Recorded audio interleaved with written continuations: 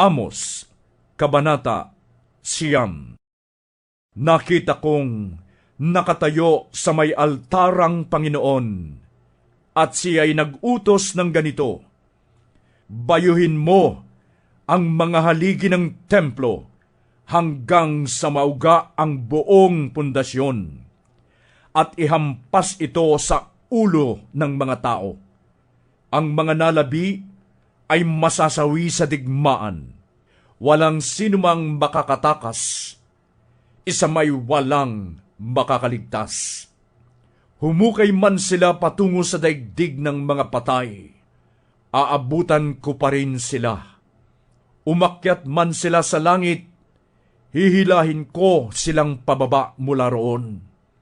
Kung magtago man sila sa bundok ng Carmel, tutugisin ko sila't huhulihin.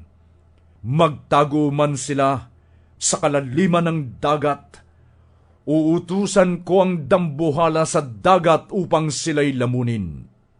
Kung bihagin man sila ng kanilang kaaway, iuutos kong sila'y patayin sa pamamagitan ng tabak. Ipinasya ko ng puksain sila at hindi tulungan. Si Yahweh, ang makapangyarihang Panginoon, siya na humipo sa lupa, at iyon ay natutunaw, at ang lahat ng naroon ay nagdadalamhati.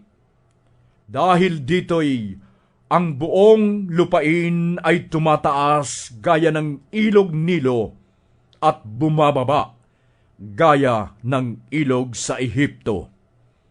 Siya na gumagawa ng mga silid doon sa kalangitan at naglalagay ng pundasyon nito sa ibabaw ng lupa.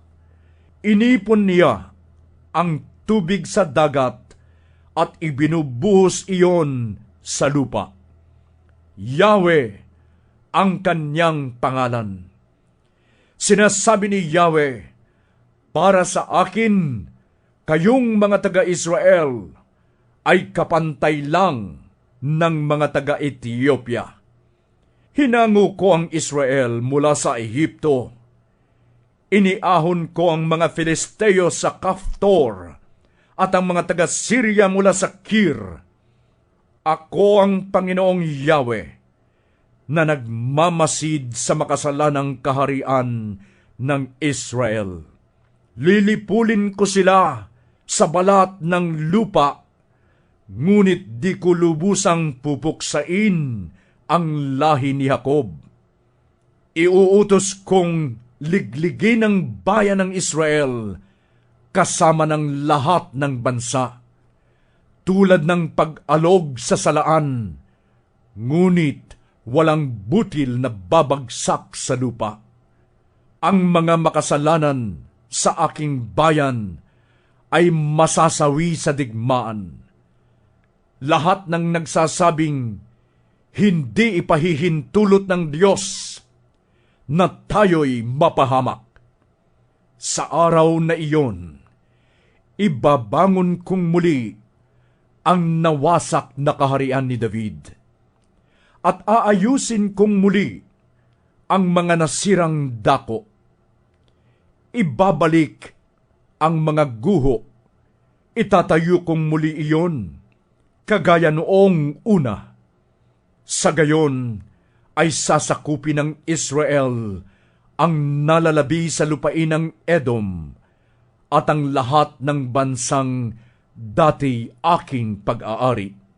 Sabi ni Yahweh na siyang gagawa ng mga bagay na ito. Sinabi rin ni Yahweh, darating ang panahon, mag-aararo ang magbubukid habang nag-aani pa ang manggagapas, at maghahasik na ng binhi ng ubas ang magsasaka habang gumagawa pa ng alak ang mag-aalak. Dadaloy sa mga bundok ang bagong alak at masaganang aagos sa mga burol. Ibabalik ko sa kanilang lupain ang aking bayan. Itatayo nilang muli ang kanilang mga lunsod na nawasak, at doon sila maninirahan. Tatamnan nilang muli ang mga ubasan at sila'y iinom ng alak. Magtatanim silang muli sa mga halamanan at kakain ng mga bunga niyon. Ibabalik ko ang Israel sa lupaing ibinigay ko sa kanila, at hindi na sila maaalis pang muli roon. Si Yahweh na inyong Diyos ang nagsasalita.